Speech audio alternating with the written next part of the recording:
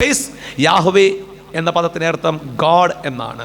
അപ്പോൾ നാം praise the Lord എന്ന് പറഞ്ഞാൽ ദൈവത്തിന് സ്തോത്രം എന്നാണ്. ഹല്ലേലൂയ എന്ന പദത്തിൻ്റെ ഇംഗ്ലീഷ് ഫോമാണ് ഏത്? പ്രൈസ് ദ ലോർഡ് അല്ലെങ്കിൽ പ്രൈസ് ഗോഡ് എന്നുള്ള പദം. ആമേൻ. ഹല്ലേലൂയ എന്നുള്ള പദം ഇബ്രാനി പദമാണ് അല്ലെങ്കിൽ ഹീബ്രു പദമാണ് എന്ന് നമുക്കറിയാം.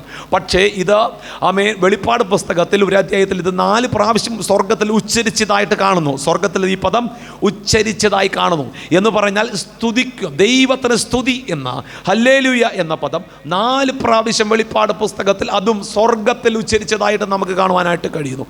എന്ന് പറഞ്ഞാൽ ഈ പദത്തിൻ്റെ ആമേൻ ഹല്ലേലൂയ ആഴവും അതിൻ്റെ അർത്ഥവും ഘനമുള്ളതെന്നാണ് നമ്മോട് പറയുന്നത്. എന്ന് പറഞ്ഞാൽ ആമേ സ്തോത്രം, നമ്മൾ മാത്രമല്ല ദൈവത്തെ സ്തുതിക്കുന്നത്, അങ്ങ് നിത്യത അനുഭവിക്കുന്നവരും സ്വർഗത്തിൽ എന്ത് ചെയ്യുന്നുണ്ട്? ദൈവത്തെ സ്തുതിക്കുന്നുണ്ട്. അവർക്ക് ഒന്നേ പറയുവാനുള്ളൂ, ആമേ ദൈവത്തിന് മഹത്വം. കാരണം ദൈവം ആരാധനയ്ക്ക് യോഗ്യനാ. നാം ഹല്ലേലൂയ യോഗ്യൻ ആയതുകൊണ്ടല്ല, നമ്മുടെ അയോഗ്യതകളെ ദൈവം എന്ത് ചെയ്തു? യോഗ്യതകളായി കണക്കിട്ടേച്ച് ദൈവം തൻ്റെ കൃപാ കടാക്ഷത്താൽ നമ്മെ സ്നേഹിച്ചത് കൊണ്ടാണ് ഈ ദൈവത്തിൻ്റെ മഹത്വമുള്ള നാമം നമ്മുടെ അധരങ്ങളിൽ എടുപ്പാൻ സ്വർഗം നമ്മെ ഈ പ്രഭാതത്തിൽ സഹായിച്ചത്. സ്തോത്രം. സന്തോഷമുണ്ടോ? അങ്ങനെയാണെങ്കിൽ അതിൻ്റെ 1-2 വാക്യങ്ങളൊന്ന് ഇതവിടെ വായിക്കാനായിട്ട് കുഞ്ഞുങ്ങൾ തയ്യാറായിട്ട് നിൽക്കുക. മൈക്കൊക്കെ ആയിട്ട് പെട്ടെന്ന് വായിച്ചോ. ഫേബയാണ് വായിക്കുന്നത്, വായിച്ചോ. യഹോവയെ സ്തുതിപ്പിൻ, എൻ മനമേ യഹോവയെ സ്തുതിക്കുക. ജീവനുള്ളനെയും ഞാൻ യഹോവയെ സ്തുതിക്കും. ഞാനുള്ള കാലത്തോളം എൻ്റെ ദൈവത്തിന് കീർത്തനം ചെയ്യും. Praise God. ഈ സങ്കീർത്തനകാരൻ പറയുകയാണ്, ഞാൻ ഉള്ള കാലത്തോളം.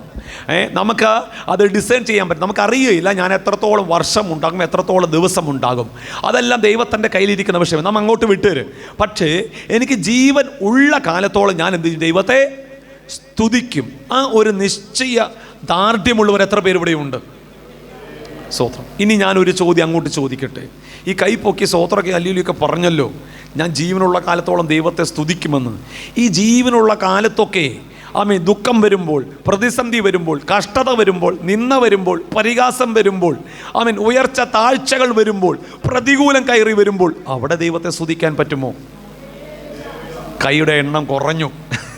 കൈയുടെ എണ്ണം കുറഞ്ഞു. ജീവകാലമാണെങ്കിൽ റെഡി. പക്ഷേ അതിൻ്റെ അർത്ഥം ഗ്രഹിച്ചാൽ കൈയുടെ എണ്ണം കുറഞ്ഞു കേട്ടോ. സ്തോത്രം. ഇല്ല.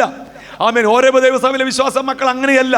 സ്തോത്രം. എനിക്കറിയാം, കഷ്ടത വരുമ്പോഴും പ്രതികൂലം വരുമ്പോഴും തീച്ചൂളയിൽ കൂടെ കടന്നു പോകുമ്പോഴും പെരുവെള്ളം ഇരച്ചു വരുമ്പോഴും പ്രതിയോഗികളുടെ എണ്ണം വർദ്ധിക്കുമ്പോഴും അവൻ എന്ന് പറഞ്ഞാൽ മൂക്കിലെ ശ്വാസം പോകുന്നതുവരെ ജീവനുള്ള കാലത്തോളം ഞാൻ എൻ്റെ ദൈവത്തെ സ്തുതിപ്പാനിടയാകും.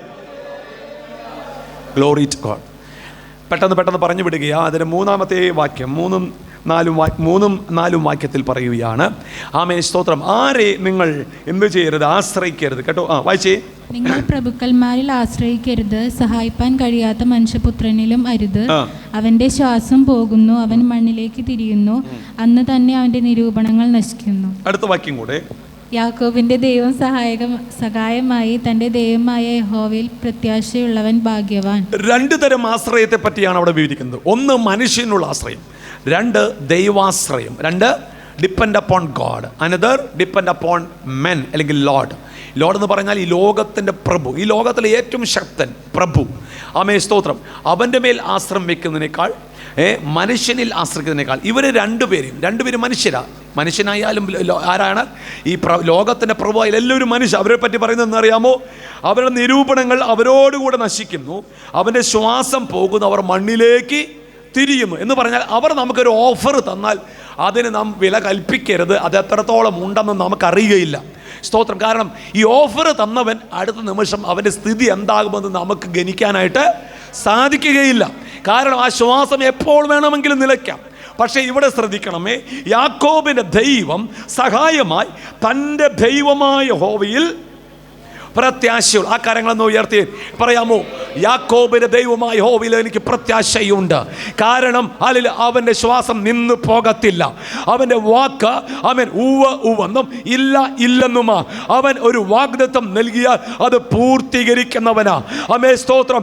അവൻ നിന്നെ വിടുവിക്കുമെന്ന് പറഞ്ഞാൽ അവൻ ഏത് സാഹചര്യം വന്നാലും വിടുവിച്ചിരിക്കും. ആമേൻ. അവൻ നിന്നെ ഉയർത്തുമെന്ന് പറഞ്ഞാൽ സാഹചര്യം എത്ര പ്രതികൂലമായാലും അവൻ നിന്നെ ഉയർത്തിയിരിക്കും.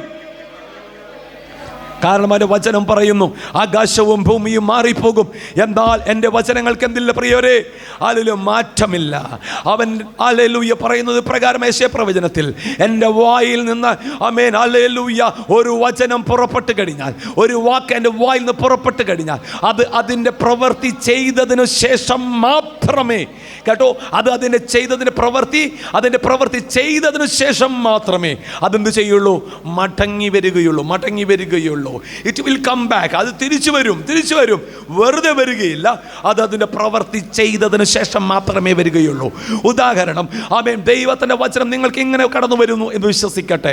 നിങ്ങളുടെ താഴ്ചയിൽ ആമേൻ അവൻ നിങ്ങളെ ഉയർത്തുന്നു എന്നുള്ളൊരു വചനം. പക്ഷെ നിങ്ങൾ നോക്കുമ്പോൾ സാഹചര്യം ഒട്ടും അനുകൂലമല്ല. ഉയരുവാനുള്ള ഒരു സാഹചര്യവും അവിടെ ഇല്ല, ഒരു ബാക്ക്ഗ്രൗണ്ടും ഇല്ല, ഒരു ബിൽഡപ്പും അതിനകത്തില്ല. ആമേൻ, സ്തോത്രം. സകലതും പ്രതികൂലമായി നിൽക്കുന്നു. ആമേൻ, ശൂന്യമായി കിടക്കുന്നു. ഒന്നുകൂടെ തെളിയിച്ചു പറഞ്ഞാൽ എസെക്കിയേൽ 37:1 കാണുന്നത് പോലെ എങ്ങനെയാണ് അസ്ഥികളുടെ കൂമ്പാരമായി കിടക്കുക, താളടിയായി കിടക്കുക, ജീവനില്ലാതെ കിടക്കുക, നിശ്ചലമായി കിടക്കുക. ഡ്രൈ ബോൺസ് മാത്രമേ ഉള്ളൂ. പക്ഷേ ദൈവത്തിന്റെ വചനം പറയുന്നു, ഞാൻ നിന്നെ ഉയർത്തുമെന്ന്. ഇവിടെ ശ്രദ്ധിച്ചു നോക്കണമേ. ഒരു കാറ്റ്, ജീവന്റെ കാറ്റടിച്ചു കഴിഞ്ഞപ്പോൾ അവൻ ഒരു പ്രതീക്ഷയും ഇല്ലാത്തയിടത്ത് അവൻ അവന്റെ വായിൽ നിന്ന് വചനം കടന്നു പോയപ്പോൾ ആ വചനം എന്ത് ചെയ്തു എന്നറിയാമോ? അതിന് ജീവൻ പകരുവാനിടയായെങ്കിൽ ഈ പകൽ അവൻ ശൂന്യതകളെ നോക്കി പറഞ്ഞാട്ടെ, കർത്താവേ, നിന്റെ വായിൽ നിന്ന് ഒരു വാക്ക് എൻ്റെ കുടുംബത്തിന് വേണ്ടി അവൻ വന്നു കഴിഞ്ഞാൽ, എൻ്റെ തലമുറയ്ക്ക് വേണ്ടി നിന്റെ വായിൽ നിന്ന് പുറപ്പെട്ട് കഴിഞ്ഞാൽ, എൻ്റെ പ്രതിസന്ധിയുടെ ആഴത്തിന്റെ വലുപ്പം അനുസരിച്ച് നിന്റെ അതിരത്തിൽ നിന്നൊരു വായ്മൊഴി പൊഴിഞ്ഞാൽ ഈ പകൽ എനിക്ക് എന്തുണ്ട്? വിടുതലുണ്ട്, എനിക്ക് സൗഖ്യമുണ്ട്, എനിക്ക് ആരോഗ്യമുണ്ട്, എൻ്റെ പ്രതിസന്ധിക്ക് എന്നേക്കുമായൊരു പരിഹാരമുണ്ട്. Glory to God. ഏറ്റെടുക്കുന്നവർ എന്നും നിന്റെ സ്ഥിതി ഇങ്ങനെയായിരിക്കില്ല, കേട്ടോ. ആമേൻ. ദൈവം നിന്നെ അറിയുന്ന ദൈവമാ. അവൻ നിന്നെ അറിയുന്ന ദൈവമാ. നീ ആശ്രയമാക്കി വെച്ചിരിക്കുന്ന ദൈവം. അവൻ വെറുതെ ആരാധിച്ച് സംതൃപ്തി അടഞ്ഞു പോകാനുള്ളതല്ല, മറിച്ച് നിന്റെ പ്രശ്നത്തിന് പരിഹാരകൻ കൂടെയാ. ആമേൻ, സ്തോത്രം. നിന്റെ ഗ്ലോറിയും ഹല്ലേലൂയയും ആമേൻ അന്യഭാഷ മാത്രം കേട്ടിരിപ്പാൻ അവൻ ആഗ്രഹിക്കുന്ന ദൈവമല്ല, മറിച്ച് നിന്റെ ജീവിത പ്രതിസന്ധിക്ക് ഇടയിൽ ആമേൻ അവൻ കൈ കടത്തുന്ന ദൈവമാ. നമ്മൾ പലപ്പോഴും പറയാറില്ലേ, നമുക്ക് ഇഷ്ടമില്ലാത്ത ആളുകളെ നോക്കി നാം പറയാറുണ്ട്, മൈൻഡ് യുവർ ബിസിനസ് അല്ലേ? നിങ്ങൾ പറയാറുണ്ടോ? മൈൻഡ് യുവർ ബിസിനസ് അല്ലേ കുഞ്ഞുങ്ങൾ? എന്താണ്? നീ നിന്റെ കാര്യം നോക്കിയാൽ മതി, എൻ്റെ കാര്യത്തിൽ നീ ഒന്നും ഇടപെടണ്ട എന്ന് പറയാറുണ്ട് അല്ലേ? സ്തോത്രം. അങ്ങനെ നമ്മൾ പറയാറുണ്ട് അല്ലേ? മൈൻഡ് യുവർ ബിസിനസ് എന്നുള്ളൊരു വേർഡ് നമ്മൾ വയ്ക്കും, കേട്ടോ. എൻ്റെ കാര്യം ഞാൻ നോക്കിക്കോളാം, നീ ഇതിനകത്ത് എന്ത് ഇടണ്ട, തല ഇടണ്ട എന്ന് നാം പറയാറുണ്ട്. സ്തോത്രം. പക്ഷേ ആമേൻ, ദൈവസന്നിധിയിൽ ആമേൻ നാം ആ ദൈവത്തെ പറയും. കർത്താവ് നമ്മൾ പ്രാർത്ഥിക്കുക, ദൈവമേ എൻ്റെ വിഷയത്തിൽ നീ എന്ത് ചെയ്യണം? ഇടപെടണം. ഈ പകൽ എത്ര പേര് പ്രാർത്ഥിക്കുന്നുണ്ട്, കർത്താവേ എൻ്റെ വിഷയത്തിൽ നീ ഇടപെടണം. കാരണം മാനുഷിക കരങ്ങൾക്ക് എന്നെ സഹായിപ്പാൻ അല്ലെങ്കിൽ ചില ലിമിറ്റേഷൻസ് ഉണ്ട്. ആമേ, സ്തോത്രം. അവർ വേണമെങ്കിൽ ഒരു വാക്ക് പറയുമായിരിക്കാം, അവർ വേണമെങ്കിൽ ഒരു ദിവസം ആമേൻ ഹല്ലേലൂയ നിന്നെ സഹായിച്ചെന്നിരിക്കാം. പക്ഷേ ഈ ദൈവം പറയുന്നു, അവൻ ഇന്നും എന്നേക്കും അനന്യനായ ദൈവമാണ്. അവൻ ഇപ്രകാരമാണ് പറയുന്നത്, ആമേൻ ഹല്ലേലൂയ, എന്നെ ഒന്ന് അനുവദിച്ചാൽ, നിന്റെ പ്രതിസന്ധിയുടെ ആഴങ്ങളിലേക്ക് ഒന്ന് ഇറങ്ങി വരുവാൻ എന്നെ ഒന്ന് അനുവദിച്ചാൽ, ആമേൻ, സ്തോത്രം, ആ പ്രതിസന്ധിയിൽ ആമേൻ എൻ്റെ വലങ്കരം നീട്ടി നിന്നെ പ്രതിസന്ധിയിൽ നിന്ന് ഒന്ന് ഉയർത്തുവാൻ ആ ദൈവത്തിന് കഴിയുമെന്ന് ഈ പകൽ വിശ്വസിക്കുന്നവർ ആ കരങ്ങൾ ഉയർത്തി കർത്താവിനെ മഹത്വപ്പെടുത്തിയാട്ടെ. സ്തോത്രം.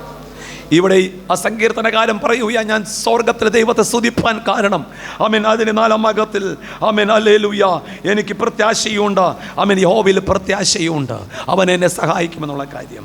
ഇനി 5 മുതൽ ആമേൻ സ്തോത്രം താഴോട്ട് 9 വരെയുള്ള തിരുവചന ഭാഗങ്ങളിൽ കാണുന്നു ദൈവത്തിൻ്റെ സ്വഭാവങ്ങളെ പറ്റി കാണുക, ക്യാരക്ടറിസ്റ്റിക്സ് ഓഫ് ഗോഡ്, ദൈവത്തിൻ്റെ സ്വഭാവങ്ങൾ എങ്ങനെയാണ് എന്ന് സങ്കീർത്തനക്കാരൻ വളരെ മനോഹരമായി അവിടെ വിവരിക്കുകയാണ് അല്ലേ. സ്തോത്രം 5-ൽ ഇപ്രകാരമാണ്. 5-ന് താഴോട്ട് വായിച്ചു, 6 മുതൽ വായിച്ചു കുഞ്ഞ്. അവൻ ആകാശവും ഭൂമിയും സമുദ്രവും അവയിലുള്ള സകലവും ഉണ്ടാക്കി. അവൻ എന്നേക്കും വിശ്വസ്തത കാക്കുന്നു. പീഡിതന്മാർക്ക് അവൻ ന്യായം പാലിച്ചു കൊടുക്കുന്നു. പീഡിതന്മാർക്ക് എന്ത് ചെയ്യുന്നു? ന്യായം പാലിച്ചു കൊടുക്കുന്നു. വിശപ്പുള്ളവർക്ക് അവൻ ആഹാരം നൽകുന്നു. വായിച്ചു. യഹോവ ബദ്ധന്മാരെ ബദ്ധന്മാരെ എന്ത് ചെയ്യുന്നു? അഴിച്ചുവിടുന്നു. താഴോട്ട് വായിച്ചു. യഹോവ കുരുടന്മാർക്ക് കാഴ്ച കൊടുക്കുന്നു. യഹോവ കുനിഞ്ഞിരിക്കുന്നവരെ നിവർത്തുന്നു. യഹോവ നീതിമാന്മാരെ സ്നേഹിക്കുന്നു. യഹോവ പരദേശികളെ പരിപാലിക്കുന്നു. അവൻ അനാഥരെയും വിധവരെയും സംരക്ഷണം ചെയ്യുന്നു. എന്നാൽ ദുഷ്ടന്മാരുടെ വഴി അവൻ മറിച്ചു കളയുന്നു. യഹോവ എന്നേക്കും വാഴും. അപ്പോൾ ഇവിടെ ശ്രദ്ധിക്കണമേ, യഹോവയിൽ പ്രത്യാശയുള്ളവന് വേണ്ടി ദൈവം എത്ര കാര്യങ്ങളാണ് അതിനകത്ത് ചെയ്യുന്നത് അല്ലേ. നമുക്ക് വേണമെങ്കിൽ ഓരോന്നിനും എടുത്ത് വേണമെങ്കിൽ വിവരിക്കാം, ഞാൻ സമയം എടുക്കുന്നില്ല. ഇതിനകത്ത് വെളിപ്പെടുന്ന കാര്യം എന്തെന്നറിയാമോ? ദൈവത്തിൻ്റെ മഹാകരുണയാണ് അവിടെ വെളിപ്പെടുന്നത്. ദൈവത്തിൻ്റെ മഹാകരുണയാണ് അല്ലേ. ആ പ്രതിസന്ധിയുടെ ആഴത്തിലേക്ക് കർത്താവ് ഇറങ്ങി വരുന്നത് ആ വ്യക്തിയുടെ ഏതെങ്കിലും കഴിവ് കണ്ടേച്ച് കടന്നു വരുന്നതല്ല കേട്ടോ. സ്തോത്രം. നിങ്ങൾക്ക് മനസ്സിലായോ? നമ്മുടെ വിശ്വാസത്തിൻ്റെ വലുപ്പം കണ്ടേച്ചല്ല ദൈവം നമ്മളെ സഹായിപ്പാനായിട്ട് കടന്നു വരുന്നത്. കാരണം തന്നോടൊപ്പം നടന്ന ശിഷ്യന്മാരെ യേശു വിളിച്ചത് എങ്ങനെയാ? അല്പവിശ്വാസികളെ കേട്ടോ. ജീവനുള്ള സമയത്ത് ആമേൻ സ്തോത്രം യേശു കർത്താവ് മനുഷ്യനായി അവതരിച്ചപ്പോൾ ആമേൻ ഈ ശിക്ഷഗണത്തെ നോക്കി യേശു പോലും വിളിച്ചത് അല്പവിശ്വാസികളാ. അങ്ങനെയെങ്കിൽ സ്തോത്രം വിശ്വാസ കണ്ണാൽ മാത്രം കണ്ട് നടക്കുന്ന നമ്മുടെ വിശ്വാസത്തിൻ്റെ കാളമൊക്കെ എത്ര ചെറുതായിരിക്കാം അല്ലേ, എത്ര ചെറുതായിരിക്കാം എന്ന് പറഞ്ഞാൽ എന്തെങ്കിലും ദൈവത്തിൽ നിന്ന് ആമേ പിടിച്ചു വാങ്ങിക്കാമെന്നുള്ള ഒരു വലിയ വിശ്വാസത്തിൻ്റെ ആധിക്യമൊന്നും നമുക്കുണ്ടായിട്ടല്ല. ദൈവം നമ്മെ ദിനത്തോറും വഴി നടത്തിയത് ഈ 2025 അവസാന സമയത്ത് കടന്നു വരുവാൻ ദൈവം ഇടയാക്കിയത്. പിന്നെയോ അവൻ്റെ ദയയുടെ ബഹുത്വത്താൽ അവൻ്റെ സന്നിധിയിൽ കടന്നു വരുവാൻ ദൈവം ഇടയാക്കി. Praise the Lord. ഹല്ലേലൂയ. അവൻ്റെ ദയയുടെ ബഹുത്വത്താൽ അവൻ നമ്മെ ഹല്ലേലൂയ അനുഗ്രഹിപ്പാനിടയായി. സ്തോത്രം. താഴത്തെ ഏറ്റവും അവസാനത്തെ വാക്യം, യഹോവ എന്നേക്കും വാഴും. സിയോനെ നിന്റെ ദൈവം തലമുറ തലമുറയോളം തന്നെ യഹോവയെ സ്തുതിപ്പിൻ. ഭക്തൻ പറയുന്നത് പ്രകാരമാണ്, യഹോവേ നീ എന്നേക്കും വാഴും. You will reign. നീ വാഴുന്ന ദൈവമാ. സ്തോത്രം. ദൈവം സ്വർഗത്തിൽ മാത്രമല്ല വാഴുന്നത്, നമ്മുടെ കുടുംബത്തിനകത്ത് വാഴാൻ അനുവദിക്കണം. സ്തോത്രം. പ്രിയ കുഞ്ഞ്, ആമേൻ, നിൻ്റെ ജീവിതത്തിനകത്ത് യേശു വാഴുവാൻ എന്ന് പറഞ്ഞാൽ യേശു ഭരിക്കാൻ, ആമേൻ, നിൻ്റെ ആ ഹൃദയത്തിൻ്റെ അധികാരം, നിൻ്റെ ഹൃദയത്തിൻ്റെ കർത്തൃത്വം അവൻ്റെ കരങ്ങളിൽ നിന്ന് ഏൽപ്പിക്കുക. ആമേൻ. ഒരു പക്ഷേ നിനക്ക് തന്നെ ആ പ്രതിസന്ധി ഹാൻഡിൽ ചെയ്യാൻ കഴിയുകയില്ല. ആമേൻ. നീ ശ്രമിക്കുന്നുണ്ട്. ആമേൻ. സ്തോത്രം. അതൊരു വലിയ ഭാരമായിട്ടിരിക്കുക.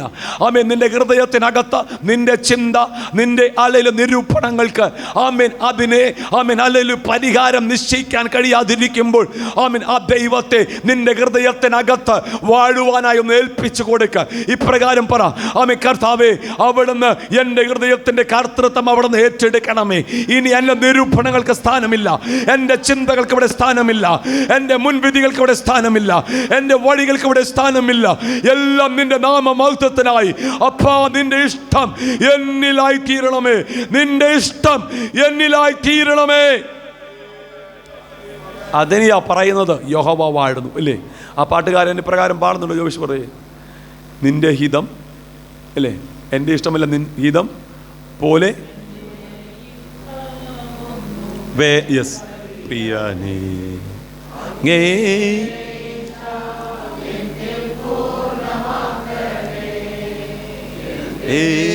ഇഷ്ടം ഒന്നും വേണ്ട പ്രിയനേ, അങ്ങേ ഇഷ്ടം എന്നിൽ പൂർണ്ണമാക്കണേ. നിന്റെ ഇഷ്ടം എന്നിൽ എന്താക്കണം? പകുതിയല്ല, പൂർണ്ണമാക്കണം. ആമേൻ, സ്തോത്രം. അപ്പോൾ അവൻ്റെ ഇഷ്ടം നമ്മൾ പൂർണ്ണമാക്കണമെങ്കിൽ എന്തുണ്ടാകും? അവൻ്റെ ഇഷ്ടത്തിനൊപ്പം എന്തായിരിക്കണം? ആ പാത്രം ആ രൂപത്തിലേക്ക് വരണം. ആ രൂപത്തിലേക്ക് വന്നെങ്കിൽ എന്ത് ചെയ്യുള്ളൂ? തൻ്റെ ഇഷ്ടത്തിനൊത്തവണ്ണം ആമേൻ അതിൽ നാം ആയിത്തീരുകയുള്ളൂ. എന്ന് പറഞ്ഞാൽ മുളച്ചു നിൽക്കുന്ന, ഏച്ചു വെച്ച, പൊട്ടിയ, ആമേൻ നാം പറയാറില്ലേ, ആമേൻ തകർന്ന എന്തെങ്കിലും ഉണ്ടെങ്കിൽ അവൻ്റെ കയ്യിൽ ഏൽപ്പിച്ചിട്ട് പറയണം, കർത്താവേ നീ ഒന്ന് പണിയണം. ആമേ സ്തോത്രം. ചിലപ്പോൾ തല്ലി പദം വരുത്തും. അപ്പോൾ പറഞ്ഞോളം വേദനിക്കുന്നു എന്ന് പറയരുത്. അപ്പ ആമേൻ നിൻ്റെ ഇഷ്ടം നിറവേറുവാനാ. ആമേ സ്തോത്രം. ചിലപ്പോൾ വളയ്ക്കും, ചിലപ്പോൾ ഒടിക്കും. ആമേ സ്തോത്രം. ചിലപ്പോൾ എന്ത് ചെയ്യും? ആമേൻ ഒന്നുകൂടി പുതിയ ഒന്നായിട്ട് നിന്നെ മാറ്റും. ആമേ സ്തോത്രം. ചിലപ്പോൾ തനിക്ക് ബോധിച്ച പോലെ മാറ്റും. ആമേ ചില വാക്ക് പൊട്ടിയതുണ്ടാകും. ആ കൊശവൻ എന്ത് ചെയ്യും? അതിനെല്ലാം ഒന്ന് കൃത്യമായിട്ട് ആമേൻ മെനഞ്ഞെടുപ്പാനിടയാകും. എന്ന് പറഞ്ഞാൽ ദൈവത്തിൻ്റെ പണിശാലയിൽ നീ ഒന്ന് ഏൽപ്പിച്ചു കൊടുത്തു കഴിഞ്ഞാൽ ആമേൻ അതിനുള്ള ഒരു പരിപാടിയായിരുന്നു ഈ ഉപവാസ പ്രാർത്ഥന കേട്ടോ. ഈ ഉപവാസ പ്രാർത്ഥന എന്നുള്ളത് ആമേൻ എന്തായിരുന്നു? ആമേൻ ദൈവത്തിൻ്റെ കയ്യിൽ, ദൈവത്തിൻ്റെ പണിശാലയിൽ നിന്ന് ഇരിക്കുന്നതാ. ആ കുശവൻ എന്ത് ചെയ്തു? ചില വാക്ക് പൊട്ടിയതെല്ലാം അവൻ ശരിയാക്കിയിട്ടുണ്ട്. ആമേൻ അതിൽ ചില മുറിവുകളൊക്കെ അവൻ സൗഖ്യമാക്കിയിട്ടുണ്ട്. ആമേൻ ചില ഹൃദയത്തിൻ്റെ ആഴമേറിയ മുറിവുകൾ സ്വർഗം എന്ത് ചെയ്തിട്ടുണ്ട്? അവൻ അതിൽ സൗഖ്യമാക്കിയിട്ടുണ്ട്. നാം ഉപവാസ പ്രാർത്ഥന ഒരു വാക്യം ഇപ്രകാരം പറഞ്ഞു, അവൻ മുറിവ് ഉണ്ടാക്കുകയും മുറിവ് എന്ത് ചെയ്യുന്നു? കെട്ടുകയും ചെയ്യുന്ന ദൈവമാ. മുറിവ് എന്ത് ചെയ്യുന്നു? കെട്ടുകയും ചെയ്യുന്ന ദൈവമാ. അങ്ങനെയെങ്കിൽ ഈ ഇസ്രായേലിന്റെ ദൈവമായ യഹോവ നാം അധരങ്ങളിൽ എടുക്കുന്ന ഈ ദൈവം നമ്മുടെ മുറിവുകളെ കെട്ടുന്ന ദൈവമാ. അപ്പോൾ ഈ ഭക്തൻ പറയുന്നത്, ഇതൊക്കെ കൊണ്ടാ ഞാൻ എന്ത് ചെയ്യുന്നത്? ദൈവത്തെ ജീവനുള്ള കാലത്ത് വരെയും, അല്ലേ? അങ്ങനെയാ സ്റ്റാർട്ടിങ്ങിൽ പറഞ്ഞത്, ജീവനുള്ള കാലത്തൊക്കെയും യഹോവയെ സ്തുതിക്കും കേട്ടോ. ആമേൻ ലജ്ജിച്ചു പോകാനിട വരരുത്. ആമേൻ അവനെ സ്തുതിച്ചു കൊണ്ടിരുന്നാൽ മതി. ആമേൻ വായിൽ നിന്ന് വർഷിപ്പ് അല്ലെങ്കിൽ ആരാധന എന്നുള്ള സ്തുതി മുന്നോട്ട് പോയാൽ ആമേൻ പുറകെ ദൈവത്തിൻ്റെ പ്രവൃത്തി വെളിപ്പെട്ടുകൊള്ളും. അവർ പാടി സ്തുതിച്ചു കൊണ്ടിരുന്നപ്പോൾ കാരാഗ്രഹത്തിൻ്റെ ആമേൻ അടിസ്ഥാനങ്ങൾ കുലുങ്ങുവാനിടയായി. ആമേൻ സ്തോത്രം. എന്ന് പറഞ്ഞാൽ ഇന്നത്തെ ദിവസം ആരാധനയ്ക്ക് വേണ്ടി നാം ദൈവസനിൽ കടന്നു വന്നത്. നാം ദൈവസനിൽ ആരാധിച്ചു കൊണ്ടിരിക്കുമ്പോൾ, നമ്മുടെ അധരങ്ങളിൽ നിന്ന് സ്തുതി പൊഴിഞ്ഞുകൊണ്ടിരിക്കുമ്പോൾ, ആ ദൈവത്തെ നാം മഹത്വപ്പെടുത്തിക്കൊണ്ടിരിക്കുമ്പോൾ, ആമേൻ ഏതൊക്കെ മേഖലകൾ ശിഥിലമായി കിടക്കുന്നു, ഏതൊക്കെ മേഖലകളിൽ പ്രതിസന്ധികളായിരിക്കുന്നു, അതിൻ്റെ ആഴം അറിയുന്നവൻ, അതിൽ വഴികളെ ഒരുക്കുന്നവൻ, നമുക്ക് വേണ്ടി പ്രവർത്തിപ്പാൻ ശക്തനെന്ന് വിശ്വസിക്കുന്നവർ ഒരിക്കൽ കൂടെ ആ കരങ്ങൾ ഉയർത്തുന്ന കർത്താവിനെ മഹത്വപ്പെടുത്തിയാട്ടെ. ഹല്ലേലൂയ. ദൈവജനങ്ങളാൽ നമ്മെ സഹായിക്കട്ടെ. തുടർന്ന് നമ്മുടെ കുഞ്ഞുങ്ങൾ ഒരു പാട്ടോടെ